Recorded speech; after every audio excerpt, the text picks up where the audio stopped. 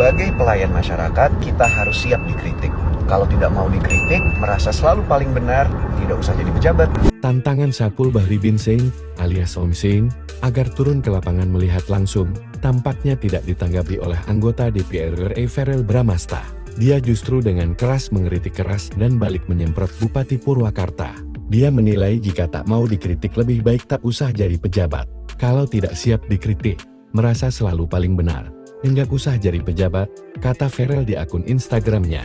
Senin tanggal 12 Mei tahun 2024, tanpa turun ke lapangan dan melihat langsung bagaimana kondisi anak-anak di barak militer, Verrel merasa bertanggung jawab dengan daerah Purwakarta yang menjadi dapilnya.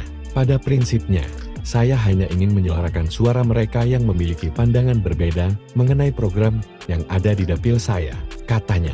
Verrel juga mengkritik Gubernur Deddy Mulyadi soal mengirim siswa anakan ke barak militer tersebut. Namun baik Deddy maupun Om Zain dengan santai dan santun meminta Verrel turun ke lapnya dan melihat langsung bukan sekedar main kritik.